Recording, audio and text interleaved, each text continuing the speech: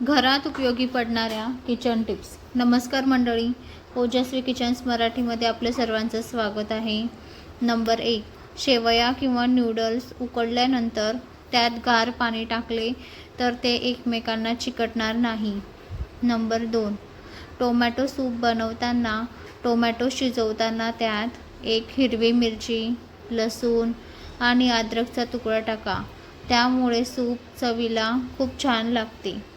Number 3, दही घट्ट जमवण्यासाठी त्यामध्ये ओल्या नारळाचा एक तुकडा टाकल्याने दही छान घट्ट जमते.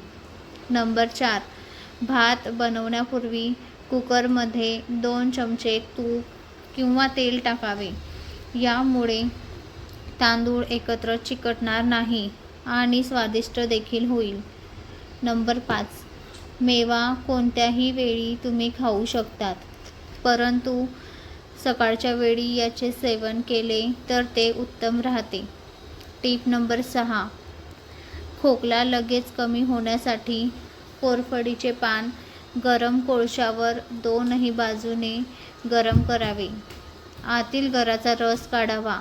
हा रस कडू नसतो, पण त्यात थोडं मध कालवून दिवसातून 2 वेळा चाटावे. खोकला लगेच नाहीसा होतो. टीप नंबर 7, लोखंडाचे कोणतेही भांडे किंवा लोखंडी सुरीवर गंज आला असेल तर त्यावर कांदा चिरून कांद्याच्या फोडी घासाव्यात. त्याने लगेच गंज निघून जातो. टीप नंबर 8, मातीच्या मडक्यात दही लावल्यास पाणी शोषले जाऊन दही छान घट्ट लागते. तर मंडळी, व्हिडिओ आवडला असेल तर चॅनलला नक्की लाईक आणि सबस्क्राईब करा. शेअर करायला विसरू नका. धन्यवाद.